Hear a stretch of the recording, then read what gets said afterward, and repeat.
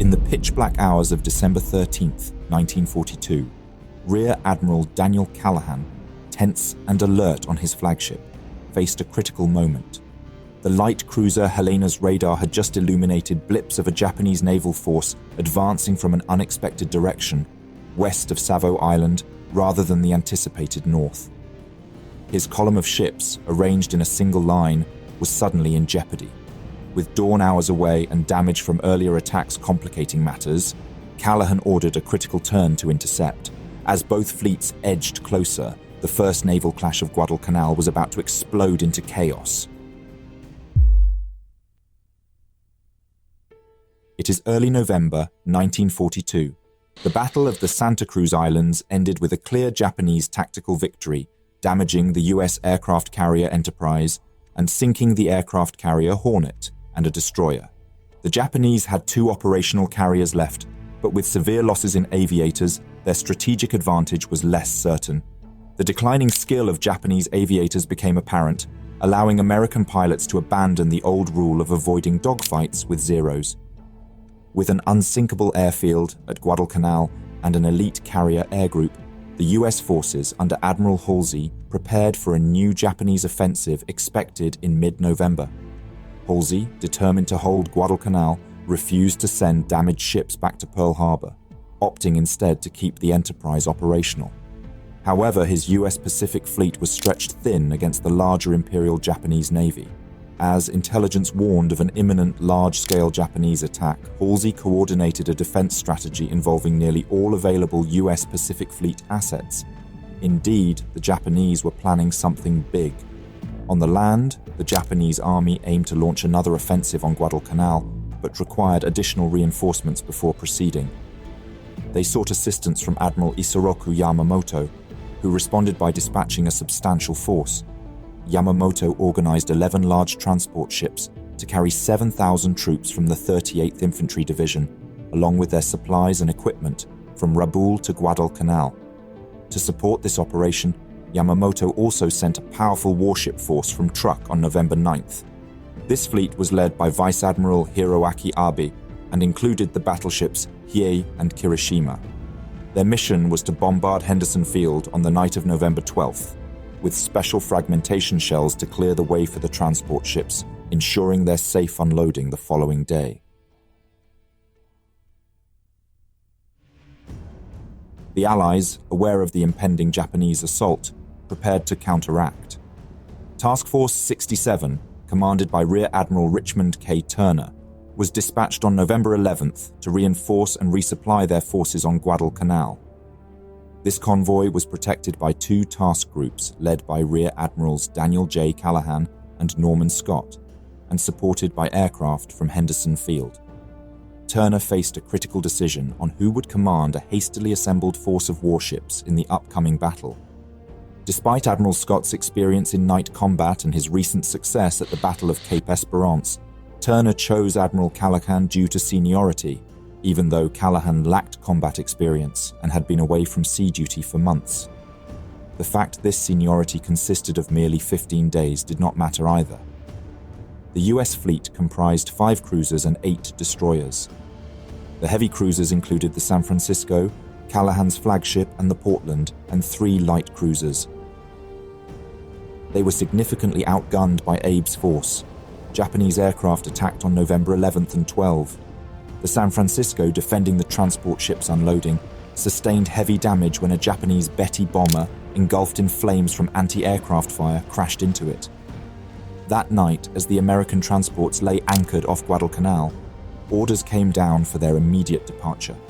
Due to the urgency, only about a third of their vital cargo, which included essential ammunition, critical artillery, and 6,000 troops, had been unloaded. Callahan and Scott were now on their own, tasked with stopping Japan's fleet. The following evening, Abe's fleet, including the battleships Hiei and Kirishima, along with a light cruiser and numerous destroyers, approached Guadalcanal. Their progress was hampered by a heavy rain squall and confusing orders, which fragmented their formation. Meanwhile, Callahan's force enjoyed superior SG radar. However, Callahan did not issue a formal battle plan to his commanders. The rumors of facing battleships spread through the fleet, with many sailors believing they were unlikely to survive. Around 1:25, a Japanese naval force entered Iron Bottom Sound between Savo Island and Guadalcanal, prepared to bombard Henderson Field with special ammunition. The Japanese approached from an unexpected direction, coming from the west side of Savo Island, rather than the anticipated north. Their extensive training in night combat gave them a significant advantage over the Americans. Callahan's force was arranged in a single column with destroyers at the lead and rear and cruisers positioned in the center. At precisely 1:24 a.m., the cruiser Helena's SG radar detected another presence. The radar blips revealed two distinct contacts. These were the Japanese destroyers Udachi and Harusame, situated just over 10 miles from the American destroyer Cushing, which led the column. Callahan promptly ordered the column to turn right, heading due north in an effort to intercept the approaching Japanese force by crossing their T. However, the execution of this maneuver was flawed as the turn was insufficiently sharp. The damage to San Francisco from an earlier kamikaze attack exacerbated the problems, further hampering Callahan's ability to coordinate the other ships. When the two fleets eventually sighted each other, hesitation marked both sides. Abe, unsure whether to continue with his special bombardment munitions or withdraw to rearm, chose to press on. The sudden report from Udachi about enemy ships forced Abe to reconsider his strategy. The battleship crews swiftly changed ammunition from bombardment shells to armor-piercing rounds. By 1:45 a.m., Abe instructed his captains to shift their focus to enemy ships.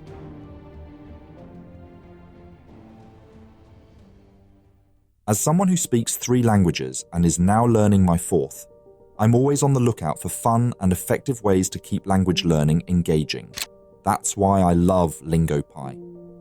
It's not your typical language app. It lets you learn by watching authentic movies and TV shows from around the world. I know there are many Prussia enthusiasts among you, and LingoPie has a German documentary on exactly that. The interactive subtitles are a game changer. You can click on any word for instant translation and save it to personalized flashcards for review. You can even use double subtitles, seeing both your native language and the target language at the same time, which really boosts comprehension. With features like quizzes, pronunciation practice, and the ability to repeat specific scenes, you'll improve both understanding and speaking skills. If you want to make language learning fun and immersive, give LingoPie a try. Visit the link in the description for a 7-day free trial and an exclusive discount.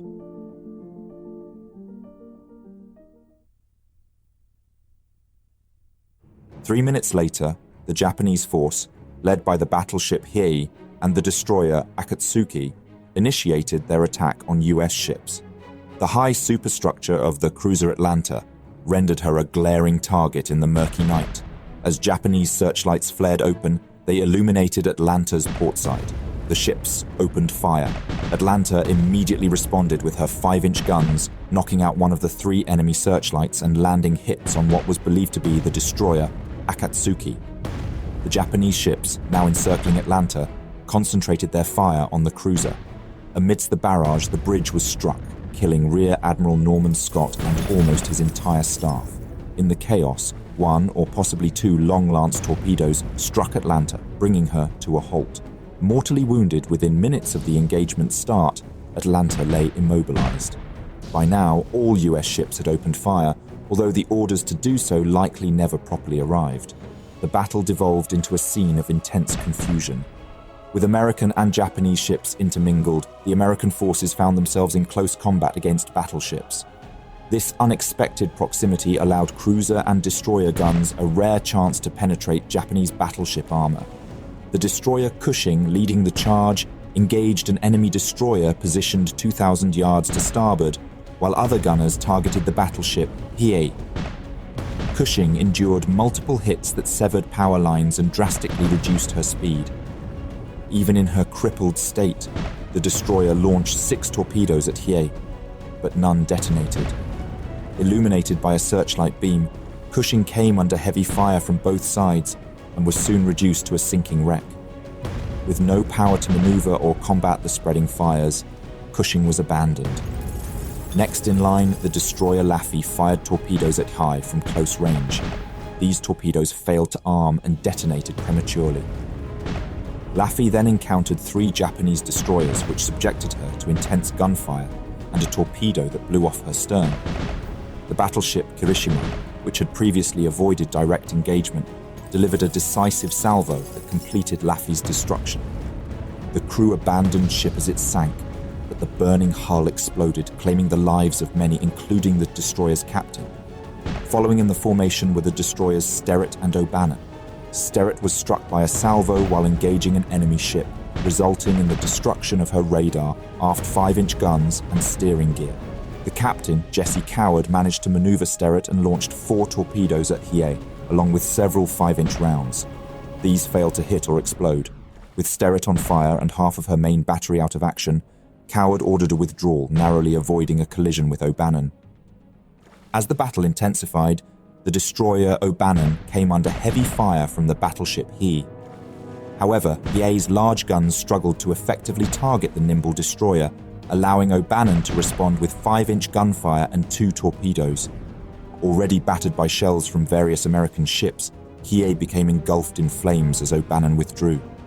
The battleship's forward pagoda mast was ablaze, and 85 shells had devastated her light anti-aircraft guns, communication systems, and main battery control circuits. In the confusion, Hiei's 6-inch guns mistakenly fired on the Japanese destroyers Asagumo, Murasame, and Samidai. At 1:55 a.m., an 8-inch shell from the cruiser San Francisco jammed Hiei's rudders, leaving her nearly helpless. Admiral Abe on Hiei's bridge was unaware of his forces, sinking 2 American destroyers and damaging a cruiser. San Francisco, now disengaging from Hiei, turned her attention to 2 Japanese destroyers, likely Udachi and Harusame, on her starboard bow. The first salvo hit its mark, setting the Udachi ablaze, and Captain Cassine Young ordered the gunners to shift fire to the second. However, in the ensuing confusion, the crippled cruiser Atlanta may have drifted into San Francisco's line of fire. 2 full salvos struck Atlanta's superstructure. The response from the Japanese was swift and devastating. Hiei, along with the cruiser Nagara, concentrated their fire on San Francisco. Hiei's third salvo of 14-inch shells hit San Francisco's bridge with lethal precision. Hiei's 6-inch guns continued to pound San Francisco, inflicting further damage. One shell mortally wounded Captain Young, while another struck a steel girder directly above Admiral Callahan, killing him instantly along with all but one of his staff. In mere moments, the leadership of the American fleet had been decimated. As the chaotic battle raged on, the cruiser San Francisco found herself in a dire situation. The bridge was now a scene of carnage, with Commander Bruce McCandless and a single quartermaster the only survivors. Though San Francisco had been struck 45 times, was taking on water, and had several guns out of commission, her remaining batteries continued to fire at the battleships Hiei and Kirishima. McCandless, fully aware of the ship's battered condition, decided to pull back, steering San Francisco eastward along the northern coast of Guadalcanal. The damage was severe. 25 fires were burning across the ship and she was listing. But against the odds, she remained afloat and was still capable of moving. Nearby, the cruiser Portland was in equally grave danger. A Japanese torpedo had struck near her stern, wrecking her starboard screws and warping the hull so badly that she could only turn in circles. As the ship spun helplessly, her guns came to bear on the stricken Hiei. Portland's gunners managed to fire 4 salvos from her forward turrets, claiming between 10 and 14 hits on the already embattled battleship. However, with the confusion of ships mingling in the darkness, Captain Lawrence Dubose refrained from engaging further targets, wary of hitting friendly vessels. The cruiser Juno, at the rear of the column, was severely damaged early in the battle by a torpedo, disabling her steering and possibly fracturing her keel. After firing only a few rounds, Juno withdrew, narrowly avoiding a collision with the cruiser Helena, which was more successful, inflicting serious damage on enemy ships, despite being hit 5 times. The destroyer Aaron Ward, struggling to identify targets, damaged 2 Japanese vessels, but was heavily damaged herself, losing power and drifting. The destroyer Barton, near the rear, launched torpedoes but missed. Shortly after, she was hit by 2 Japanese torpedoes, broke in 2, and sank quickly with over half her crew perishing. Around 2 a.m., Abe decided to withdraw his forces, cancelling the planned bombardment of Henderson Field on Guadalcanal. While Kirishima, lightly damaged, retreated smoothly, the heavily damaged Hiei struggled to follow due to compromised steering. The American destroyer Monson attempted to torpedo the retreating Hiei but missed. With heavy losses and some ships burning, the Americans continued to fight. The cruiser Portland, though only able to steer in circles, used her main battery to engage the Japanese destroyer Udachi. After several salvos, she scored a direct hit on Udachi's magazine, causing the destroyer to explode and sink. Helena's Captain Hoover, realizing the enemy had withdrawn, ceased firing at 2:16 a.m. with no contact from Admirals Callahan or Scott, and assuming command, Hoover ordered a retreat. The brief 41-minute battle left 9 ships burning in Iron Bottom Sound. 2 American destroyers, Barton and Laffey, and the Japanese destroyers Akatsuki and Udachi were sunk. Hiei was limping, hidden behind Savo Island. Atlanta was burning. Aaron Ward was struggling to move. Portland was trapped in a circle, and the destroyers Cushing and Monson were ablaze. The destroyer Barton, commissioned just 6 months prior, was tragically lost after only 7 minutes of combat. At dawn, Japanese carrier Junyo, under Vice Admiral Kakuji Kakuta, launched patrols to protect the damaged battleship Hiei, which was also targeted by US aircraft from Henderson Field and the carrier Enterprise. After enduring repeated air assaults, including strikes by Boeing B-17 Flying Fortresses, Hiei began listing severely, leading Admiral Abe to order her scuttling. The battleship sank that night. The cruiser Atlanta was also heavily damaged, suffering 49 shell hits and a torpedo strike, which caused fires and a toppled foremast. After being towed to Kukum by the tug Bobolink, the ship was listing heavily and flooding uncontrollably. Admiral Halsey ordered the crew to evacuate, and Atlanta sank at 8:15 p.m., 3 miles west of Lunga Point. Only 6 American ships, including the cruisers San Francisco and Juno, were seaworthy enough to withdraw from Iron Bottom Sound. While en route to Espiritu Santo, the Japanese submarine I-26 fired torpedoes, hitting Juno and causing a catastrophic explosion that killed 683 men, including the 5 Sullivan brothers. This led to a new US Navy policy prohibiting multiple family members from serving on the same ship. Following the battle, Captain Hoover faced unjust blame for the losses and was removed from command, even after a court of inquiry exonerated him. The Americans lost 2 cruisers, 4 destroyers, and 1,439 men, while the Japanese lost Hiei, 2 destroyers, and 552 personnel. Although Japan achieved a tactical victory, the battle marked a strategic setback as Admiral Abe's bombardment of Henderson Field was halted, ensuring the continued operation of Marine air units on Guadalcanal. Abe was subsequently relieved of his command. The brief respite was only temporary.